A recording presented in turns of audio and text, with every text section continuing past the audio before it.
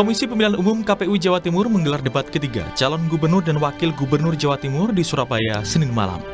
Adu gagasan ketiga paslon ini mengangkat tema akselerasi pembangunan infrastruktur, interkoneksitas kewilayahan, dan peningkatan kualitas lingkungan hidup untuk mewujudkan Jawa Timur sebagai epicentrum ekonomi kawasan timur Indonesia. Ini merupakan debat pamungkas sebelum digelar pencoblosan pada 27 November mendatang. Cagup nomor urut 1 Luluk Nur Hamidah berjanji akan memperjuangkan hak-hak masyarakat kecil dan marginal. Kepemimpinan kami benar-benar akan mempertimbangkan dan mengarus utamakan kepentingan orang muda, selain mengarus utamakan kepentingan para perempuan dan juga warga kita yang selama ini termarginalkan seperti petani, nelayan, kaum buruh, bahkan kemudian juga guru-guru, bahkan mungkin yang tidak pernah kita ingat adalah para marbot masjid. Sementara calon gubernur Jawa Timur nomor urut 2, Kofifa Indar Parawansa, usai debat juga berpesan agar semua masyarakat Jawa Timur tetap rukun dan kondusif meski beda pilihan. Oleh karena itu, yang kami sampaikan pada saat closing statement adalah bagaimana kita semua saling menjaga suasana guyub rukun. Semua berjalan dengan kedamaian dan kesejukan. Dan secara khusus tentu kami menghimbau relawan antar paslon.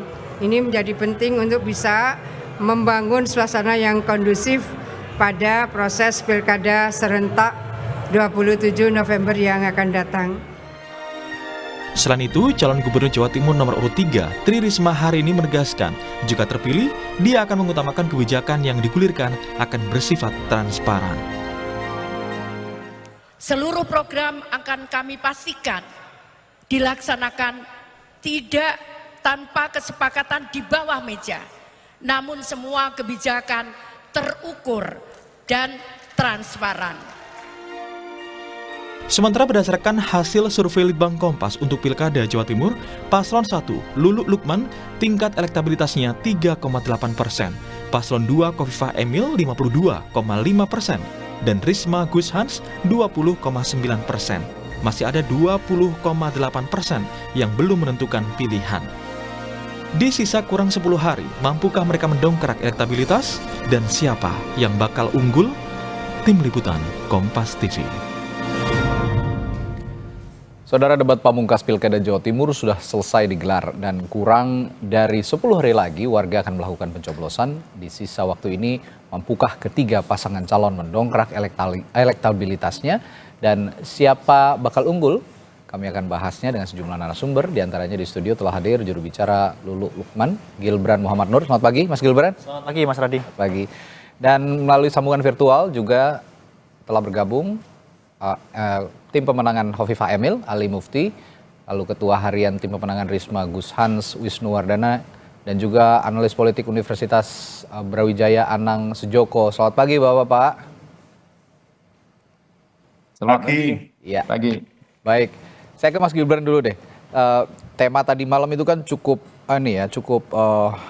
kalau dibilang seksi ya memang seksi gitu, karena ini ngomongin infrastruktur. Ya. Kalau ngomongin infrastruktur Jawa Timur itu kan memang kompleks, dan Jawa Timur sebagai wilayah penghubung antara Pulau Sumatera, lalu Pulau Sulawesi, lalu juga pulau-pulau lain yang ada di Indonesia, ini sangat penting untuk dibahas. Temanya adalah akselerasi pembangunan infrastruktur, interkoneksitas kewilayahan, dan peningkatan kualitas lingkungan hidup untuk mewujudkan Jawa Timur sebagai epicentrum ekonomi kawasan timur Indonesia. Yang saya tadi bilang, Jawa Timur adalah penghubung antara Indonesia yang bagian barat dan juga bagian timur. Kalau dari Lulu, Mbak Lulu sendiri punya program andalan apa saja kira-kira? Kalau bicara soal pemberdayaan infrastruktur, peningkatan infrastruktur, kemudian bicara soal lingkungan hidup, Mbak Lulu dan Mas Lukman punya visi yang visioner terhadap itu. Bahkan sangat concern sehingga dimasukkan ke dalam poin utama nomor 5 dalam visi misi milik Mbak Lulu dan Mas Lukman. Kalau bicara soal peningkatan infrastruktur, Mbak Lulu dan Mas Lukman tidak hanya berfokus pada akselerasi, tetapi juga pada pemerataan. Karena akan sangat percuma, Mas, ketika kita bicara soal infrastruktur, tetapi pembangunan yang dilakukan oleh Pemprov itu hanya dilakukan di daerah-daerah tertentu. Ada semacam ketimpangan, kemudian ada semacam ketidakseimbangan antara satu wilayah dengan wilayah lainnya. Seperti misal Madura, kemudian daerah-daerah perifer di Jawa Timur, itu tidak hanya sekadar ornamen gitu. Itu perlu untuk ditingkatkan sama halnya dengan kota-kota besar seperti Surabaya ya, Malang dan kota-kota lain di Jawa Timur. Intinya adalah pemerataan. Pemerataan. Kondisi saat ini memang tidak merata begitu ininya pembangunan infrastrukturnya. Bisa kita katakan di Jawa Timur mengalami ketimpangan yang cukup drastis ya Mas. Kalau kita melihat di Madura dan Mbak Lulu dan Mas Lukman punya semangat untuk membangun daerah-daerah tersebut. Misal membuat KRL di sepanjang Pulau Madura, kemudian pemerataan di daerah Magetan dan beberapa daerah lain yang seperti sekarang ini nampaknya terkesan tertinggalkan.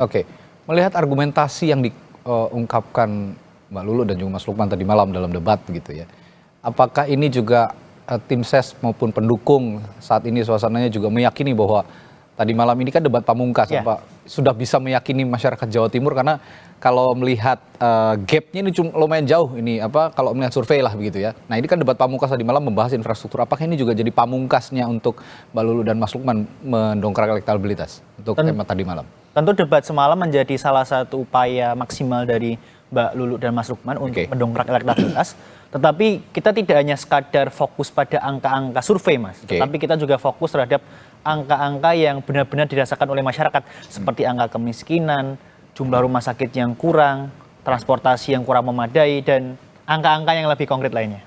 Artinya fokus lebih ke tidak melihat survei dulu, meskipun sudah mepet nih waktunya, tapi fokus terus untuk melakukan kerja-kerjanya tadi di masyarakat. Tentu Mas Radi, karena justru karena waktunya sudah mepet, tracknya semakin sempit, tidak ada kata lain selain gas buat Mbak Lulu dan Mas. Tidak ada kata lain selain gas. Nah, Mas Ali, saya mau tanya juga nih Pak Ali Mufti. Kalau yang tadi malam dibahas itu kan infrastruktur. Tadi saya sudah tanya ke Mas Gilbrand juga. Kalau Jawa Timur itu adalah wilayah penghubung antara Indonesia Barat, Indonesia Timur. Dan tadi malam ini difokuskan di soal infrastruktur, pemerataan infrastruktur, termasuk juga untuk memeratakan kawasan Indonesia Timur. Ini tugas yang nggak mudah sebenarnya untuk Jawa Timur ya. Selain menyejahterakan rakyat Jawa Timurnya, tapi juga diberi tugas oleh pemerintah pusat bisa memeratakan pembangunan di wilayah timur Indonesia. Kalau Hovifah Emil, program yang sebelumnya sudah diterapkan ketika menjadi gubernur dan sekarang mencalonkan lagi jadi gubernur, apakah ini masih sama atau ada pengembangan-pengembangan lain, Mas Ali? Ya, terima kasih. Kalau kita lihat dalam perjalanan pemerintahan Bu Hovifah sama Mas Emil, maka kita sudah memahami tracknya sudah benar. Nah, tinggal sekarang adalah melanjutkan apa yang sudah dilakukan oleh beliau. Kalau ini terputus, maka akan ada sebuah proses perencanaan yang berbeda. Starternya akan berbeda. Itu problem bagi Jawa Timur. Nah, oleh karena itu kita butuh ada keberlanjutan di mana Bu Hovifah dan Mas Emil kita kasih kesempatan lagi untuk melanjutkan membangun Jawa Timur ini sesuai dengan apa yang menjadi cita-cita kita bersama, dan Bu Hovifah telah mencanangkan sebuah visi yang cukup bagus, yaitu bahwa Jawa Timur adalah gerbang bagi Indonesia. Secara nasional, Jawa Timur adalah gerbang bagi berbagai pembangunan yang ada di Nusantara ini, khususnya di kawasan timur. Nah, oleh karena itu kita kasih kesempatan kepada beliau untuk meneruskan apa yang menjadi cita-cita beliau, yaitu bagaimana membangun Jawa Timur sebagai epicentrum ekonomi melalui berbagai kebijakan infrastruktur yang sangat diperlukan di Jawa Timur ini. Dan sekarang kalau kita lihat dari berbagai kawasan yang ada di Jawa Timur ini, infrastruktur yang menjadi tanggung jawab pemerintah Jawa Timur itu relatif sudah sangat bagus. Relatif sudah sangat bagus. Masih kurang itu wajar. Masih kurang. Nah, oleh karena itu yang kurang ini akan kita sempurnakan pada pemerintahan Bu Hovifah pada 5 tahun yang akan datang. Kalau kita lihat hasil survei Kompas, 52 itu menunjukkan apresiasi yang cukup baik dari rakyat Jawa Timur kepada beliau berdua. Saya pikir itu yang dapat saya sampaikan, bahwa keberlanjutan menjadi sangat strategis dalam rangka membangun Jawa Timur sebagai epicentrum ekonomi di Indonesia bagian timur. Tapi Tadi Mas Gibran juga mengatakan, tim ses dari Mbak Lulu, bahwa pemerataan infrastruktur, pembangunan ini juga belum merata sepenuhnya di Jawa Timur, termasuk di Pulau Madura tadi disinggung juga.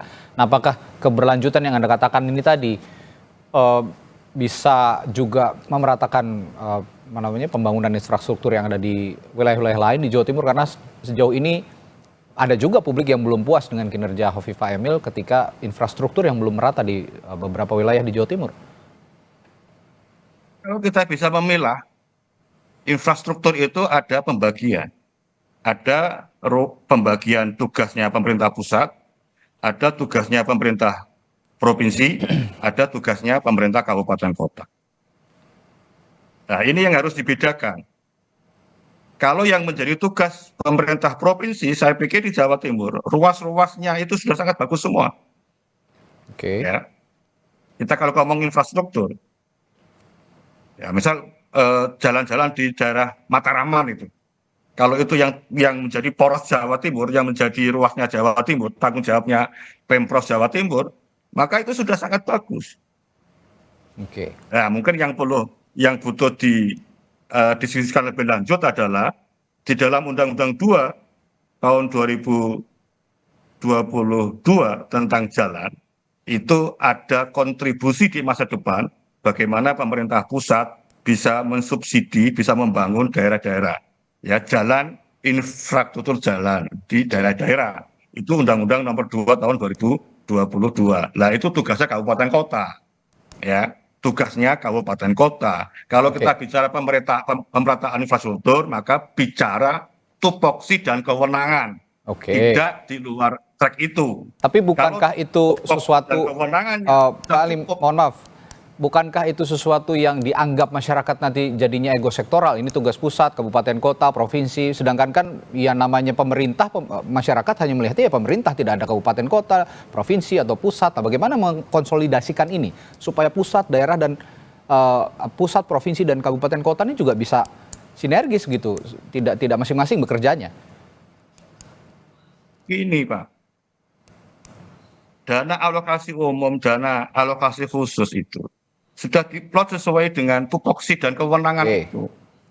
Yang kedua, dalam neraca yang ada dalam misal neraca daerah gitu, maka dana APBD provinsi untuk membangun jalan yang menjadi kewenangannya, menjadi asetnya pemerintah daerah, itu ada masalah.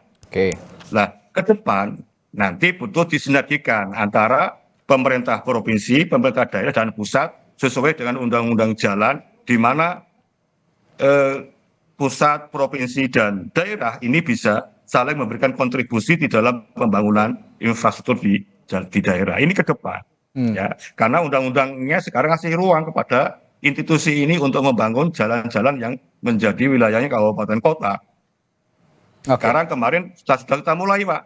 Sudah kita mulai sejak tahun 2023, namanya Impres Jalan Daerah, di mana pemerintah pusat sudah membangun jalan-jalan di daerah-daerah itu.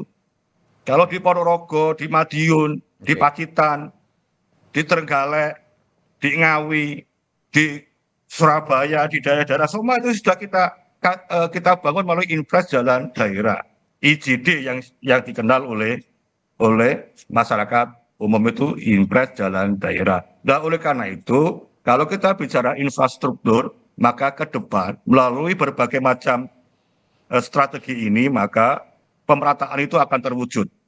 Ya, pemerataan itu akan terwujud. Ketepatan saya ini ada di Komisi 5, Komisi Infrastruktur di DPR. Jadi kita sangat memahami itu, koneksitas ini akan terjadi manakala ada keberlanjutan dari pemerintahan Bu Khofifah dan Mas Emil ini. Terima kasih. Baik, Pak Ali. Sambil menantikan juga nanti kehadiran dari tim ses Bu Risma dan Gus Hans, kita akan ke ke analis politik dulu. Ada analis politik dari Universitas Brawijaya, Pak Anang Sujoko. Pak Anang, dari ketiganya ketika sudah menjalani debat tadi malam soal infrastruktur, dan kita juga sudah menyimak nih sebagian barusan perbincangan kita dengan Mas Gibran, dengan Pak Ali gitu. Kira-kira sudah ada yang bisa merepresentasikan pilihan masyarakat Jawa Timur sejauh ini? Ya, kalau dari paparan ketiga calon itu kan saya mengidentifikasi satu pasti calon nomor 2 itu akan menunjukkan data terkait dengan prestasi-prestasi, yaitu keniscayaan. Sementara calon nomor 1 dan nomor 3 ya pasti akan mengidentifikasi kelemahan atau kekurangan dari pemerintahan sebelumnya, karena nomor 2 ini kan incumbent. Nah, itu hal yang wajar terjadi. Dan menurut analisis saya ketika kita bicara pada media, apa yang ditayangkan oleh teman-teman melalui media televisi free terrestrial, itu memang saat ini ada kemungkinan ada keterbatasan siapa penontonnya dulu. Ya, saya lihat semacam itu. Nah, oleh karena itu sebetulnya tidak serta-merta apa yang kemudian ditayangkan secara live debat kemarin itu kemudian begitu saja secara signifikan akan mengubah peta elektabilitas yang saat ini terjadi. Nah, ini hanya sebagai sebuah upaya pendidikan politik kalau menurut saya, bagaimana meyakinkan terutama undecided voters itu kemudian membuat kalkulasi, membuat pertimbangan. Masalah rasionalitas, logika, dan tawaran-tawaran yang solusi-solusi yang ditawarkan memang kalau memang ada identifikasi kelemahan itu ya masuk akal. Apakah kemudian itu bukan hanya sekedar gimmick atau sebuah janji? Tetapi teman-teman warga Jawa Timur itu terutama kalau kita lihat siapa sih undecided voters itu. Nah, kalau undecided voters itu adalah well educated people atau orang yang punya pendidikan yang bagus, ya maka dia akan menghitung apakah rasional misalkan ketika ada problem kemudian solusinya ini akan bisa diselesaikan selama 5 tahun. Apakah kemungkinan bahwa problem ini bukanlah sebuah generalisasi. Nah, ini yang perlu ada sebuah identifikasi dan mereka akan melakukan semacam itu. Karena begini, pada dasarnya pemilih itu ada 2. Kalau sudah ada yang sudah menetapkan sebetulnya pilihannya pada saat pencalonan itu diresmikan, itulah namanya loyalitas pemilih itu sudah terbangun dan mereka tidak akan mudah tergoyahkan.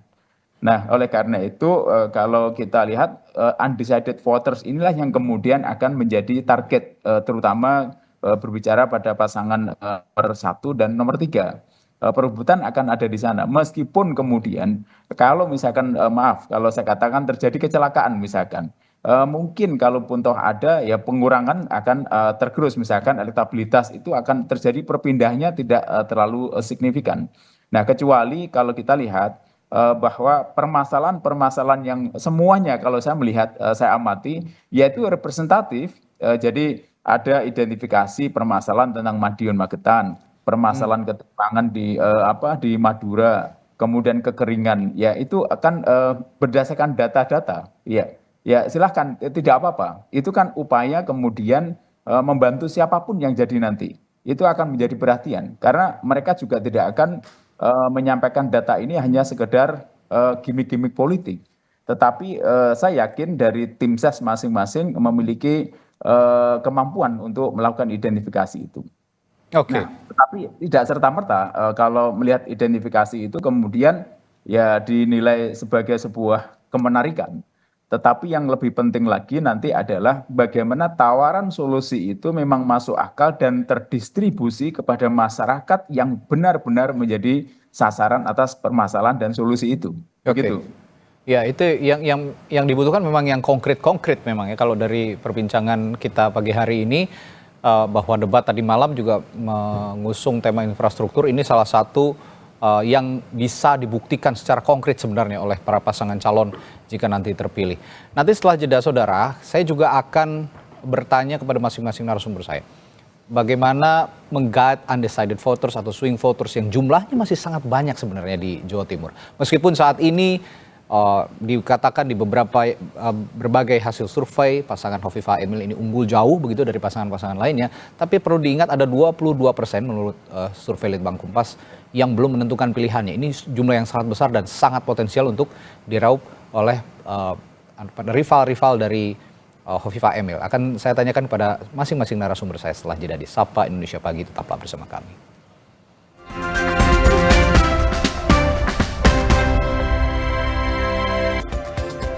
Sebelum jeda tadi saya sempat bertanya kepada para narasumber saya soal bagaimana mereka, para tim ses ini atau juga para tim kampanye ini bisa mendongkrak elektabilitas masing-masing calon, khususnya pesaing-pesaing Khofifah Emil yang saat ini sementara meninggalkan lawan-lawannya kalau menurut hasil survei. Sekali lagi menurut hasil survei, belum hasil akhir.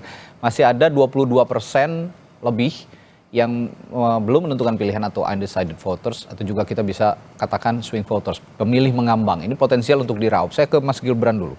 Dari angka 22% ini nggak sedikit begitu ya. Meskipun saat ini posisi Mbak Lulu dan Mas Lukman ya masih ada di 3%-an ya kalau saya tidak salah. Tapi 22% ini kan angka yang potensial untuk diraup sebenarnya. Ditambah mungkin swing votersnya dari masing-masing pasangan calon, kompetitornya Mbak Lulu dan Mas Lukman ini juga bisa diraup. Nah, upayanya sejauh ini untuk 22% bisa seluruhnya diraup dan ditambah pemilih dari pasangan calon lain. Ada kiat khusus, terutama kalau Mbak Lulu dan Mas Lukman kayaknya banyak Gen Z ininya. Yang dibidiknya ini pemilih-pemilih Gen Z sepertinya. Iya Mas Radi, memang dari Mbak Lulu dan Mas Lukman punya cara khusus ya, terutama untuk merengkuh suara-suara yang belum dapat memastikan pilihannya ketika hari H. Pertama kita perlu mengidentifikasi Mas, 22% lebih itu topologinya seperti apa, demografinya seperti apa. Apakah mereka dari kalangan anak muda, apakah mereka dari kalangan perkotaan, pedesaan, atau seperti apa? Kita perlu identifikasi dulu. Yang kedua, setelah sudah clear identifikasinya, yang sekarang sedang dilakukan oleh tim, perlu juga untuk menentukan tembakan-tembakan yang pas, Mas.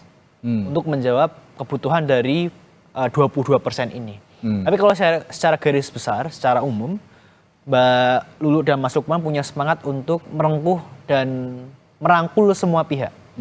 Jadi ketika Mbak Lulu dan Mas Lukman itu terjun ke dalam masyarakat, Mbak Lulu tidak hanya sekadar datang, sowan sekadar sowan, tidak, tapi datang untuk membeli masalah, belanja masalah, untuk mengkurasi kira-kira program-program apa aja yang bisa dilakukan ketika menjadi gubernur. Jadi poinnya bukan hanya sekadar untuk memperoleh atau mengerek elektabilitas dan popularitas, tetapi tujuannya adalah untuk mengkurasi, kemudian mengumpulkan masalah-masalah yang ada di masyarakat. Karena sejatinya Mbak Lulu dan Mas Lukman dalam ajang Pilgub ini tidak hanya sekadar menjadi kontestan, tetapi ingin benar-benar menjadi rakyat yang paripurna, tahu betul apa yang dirasakan oleh masyarakat, tahu betul apa yang diinginkan oleh masyarakat. Poinnya itu Mas. Poinnya itu, jadi balik lagi ya, fokus untuk ya kerja nyata saja dulu. Apapun hasilnya yang dinilai oleh masyarakat, ya itulah yang didapat begitu kira-kira. Saya ke Pak Ali lagi. Pak Ali, ini kalau melihat tim sesnya Mbak Lulu tadi mengatakan yang fokus kerja ya kerja saja gitu ya, tidak terlalu memikirkan elektabilitas. Tapi di sisi lain kan pasangan calon Anda, Bu Khofifah dan Mas Emil ini punya elektabilitas yang ya relatif agak sulit tertandingi kalau melihat angka-angka tadi. Tapi ada 22% yang saya katakan masih mengambang atau belum menentukan pilihannya tadi, Pak Ali. Anda punya juga strategi dari tim kampanye untuk mempertahankan angka yang sudah dimiliki oleh Bu Khofifah dan Mas Emil sekarang ini? Ya, terima kasih. Kalau kita lihat debat tadi malam, ya, maka itu akan merubah angka 22. Undecided tadi itu untuk menentukan pilihannya kepada Bu Khofifah dan Mas Emil. Satu, faktornya adalah kelompok ini adalah kelompok kritis. Ya, kelompok kritis. Kelompok yang belum menentukan pilihannya. Ya.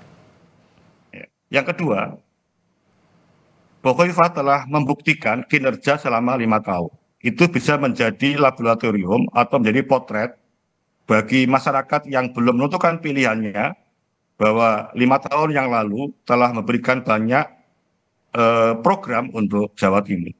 Yang ketiga, Bu Khofifah telah memberikan satu proyeksi masa depan 5 tahun yang akan datang dengan berbagai macam inovasi, kreasi yang dikembangkan oleh paslon nomor 2 agar bisa menarik 22 undecided itu untuk menentukan pilihannya kepada paslon nomor 2.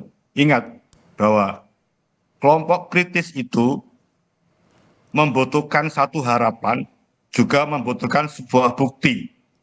Ya. Nah, kalau saya lihat paslon yang lain ini belum punya bukti, juga gagasan visinya itu belum membumi, ya, belum membumi.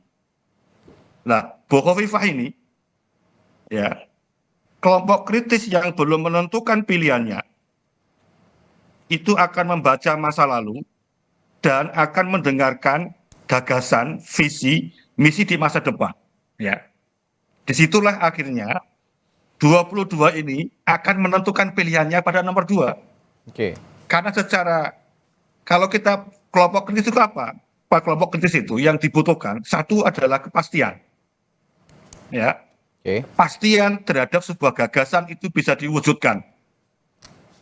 Dan gagasan masa lalu itu sudah diwujudkan oleh Profesor Mas Emil secara baik. Oke. Ya, yang gimana? Baik. Bisa saya teruskan? Ya, silakan.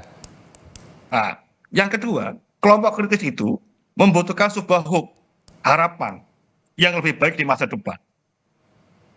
Dengan pemimpin yang penuh integritas, pemimpin yang visioner, sehingga bisa memberikan satu harapan di masa depan Jawa Timur itu lebih baik. Ya, epicentrum ekonominya baik, infrastrukturnya baik, itulah yang diharapkan oleh kelompok kritis, kelompok yang belum menentukan pilihannya pada tanggal 27 November yang akan datang ini. Oke. Nah, oleh karena itu saya yakin dalam forum ini, di dalam forum di ruang publik ini, saya sangat yakin kelompok kritis, kelompok yang belum menentukan pilihannya akan menentukan pilihannya pada paslon nomor 2 dengan berbagai perspektif yang tadi saya sampaikan. Terima kasih. Baik, Pak Ali. Pak Anang, kalau melihat tadi, saya sebenarnya masih menunggu juga ini tim ses dari Bu Risma dan Gus Hans yang pagi hari ini juga sebenarnya sudah kami undang tapi belum juga bisa bergabung.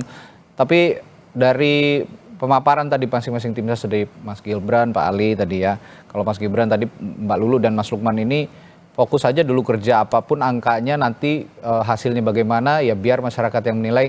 Tapi ya niat untuk maju adalah sebenarnya mulia sekali kalau kita lihat misinya. Niat untuk maju adalah untuk membantu masyarakat juga, gitu, yang sekarang masih merasa kesusahan di Jawa Timur. Tapi kalau tadi dari Pak Ali mengatakan bahwa kelompok kritis ini membutuhkan bukti dan Khofifah Emil sudah memberikan bukti itu 5 tahun ke belakang, begitu Pak Anang. Nah, kira-kira dari narasi-narasi yang sudah diungkapkan tadi ditambah juga oleh narasi-narasi yang diungkapkan paslon ditambah debat tadi malam, apakah memang swing voters ini sudah bisa menentukan pilihannya, terutama apakah mereka juga akan mengarahkan khusus untuk salah satu pasangan calon, Pak Anang?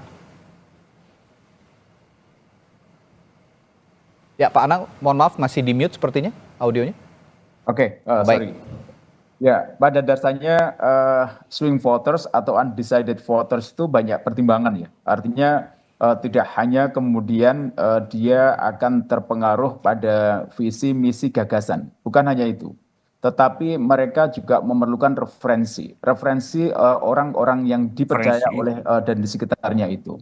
Artinya bahwa visi misi yang diterjemahkan dalam program-program maupun solusi itu saja tidak cukup, tetapi perlu ada beberapa pendekatan yang sifatnya bisa jadi adalah personal approach atau personal peer, di mana kita bicara pada orang-orang terdekat mereka itu siapa. Nah, sehingga dari pemikiran inilah sebetulnya sekali lagi perlu ada penerjemahan kepada sebuah step komunikasi berikutnya.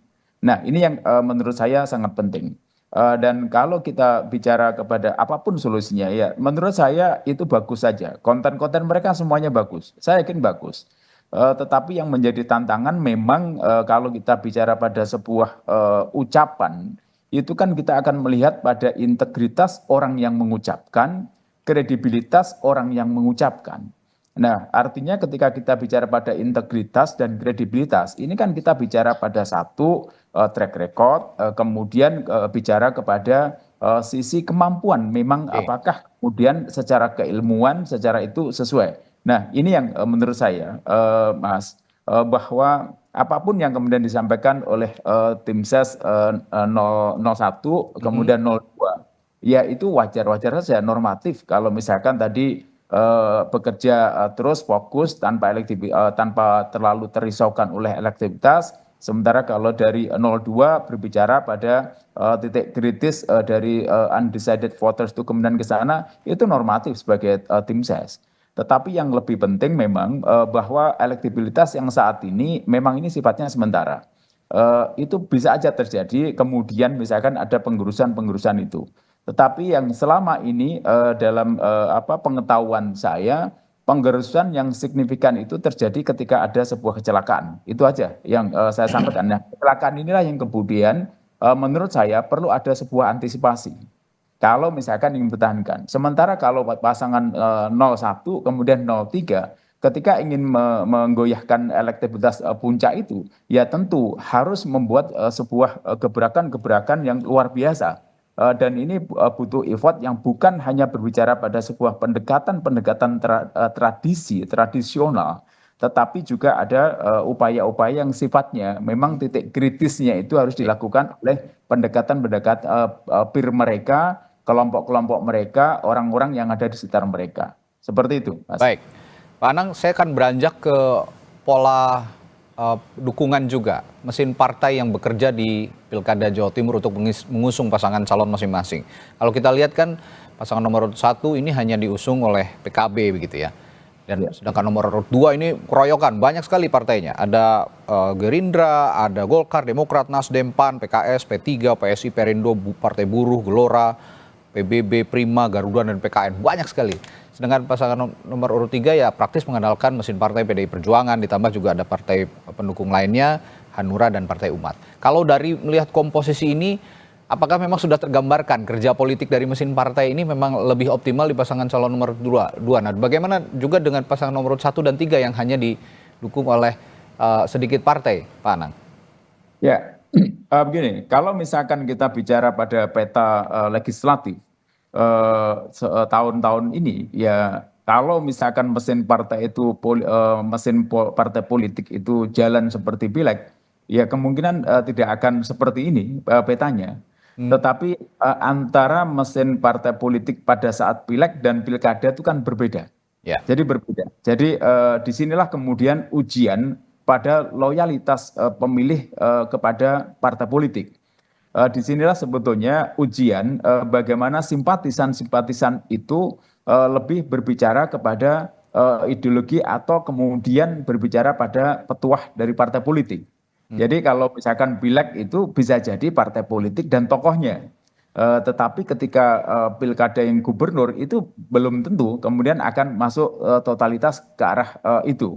Nah inilah yang kemudian kalau saya perhatikan, saya dulu awal-awal sudah menyampaikan bahwa teman-teman di PDIP dan PKB itu terlambat memutuskan ini, sangat lama sekali.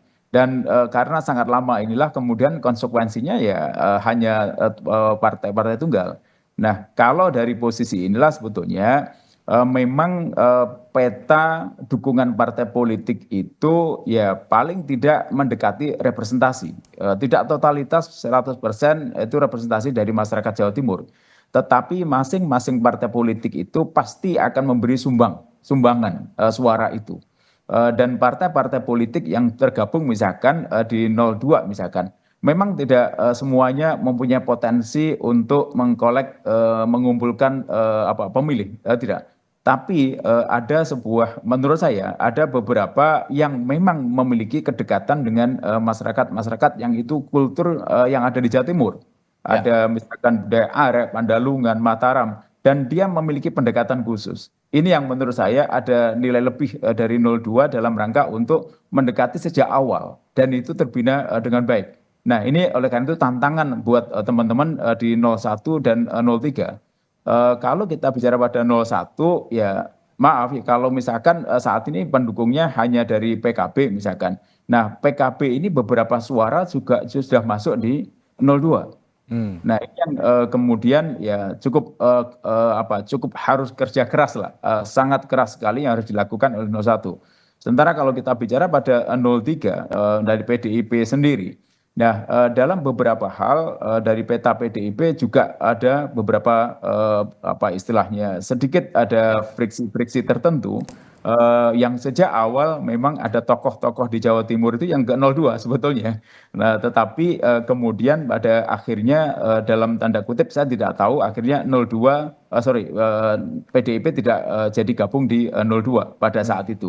Nah, artinya apa? Artinya ada kemungkinan bahwa peta-peta dari pileg yang diperoleh oleh PDIP itu kemudian tidak sepenuhnya kemudian akan masuk ke sana.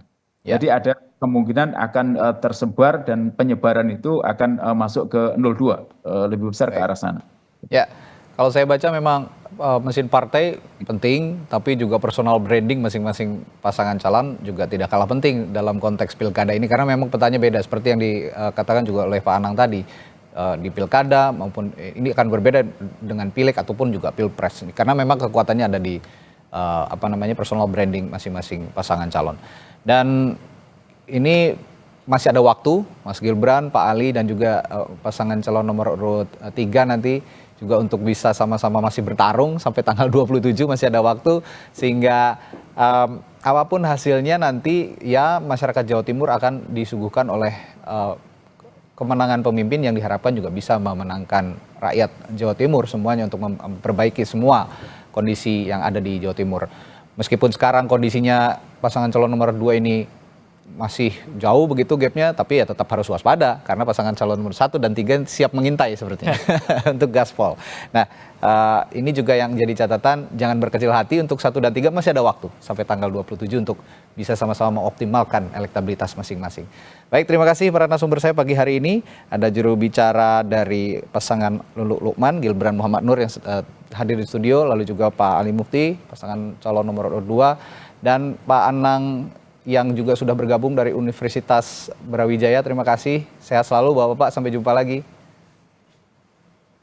Saudara, masih ada informasi menarik lainnya setelah jeda di Sapa Indonesia Pagi, diantaranya soal pertandingan yang akan digelar nanti malam. Saudara, Timnas Indonesia bertekad meraih 3 poin dalam laga kandang melawan Arab Saudi di ajang kualifikasi Piala Dunia 2026. Bagaimana peluang Timnas yang bertekad mengalahkan Arab Saudi? Kita ulas usai jeda di Sapa Indonesia Pagi.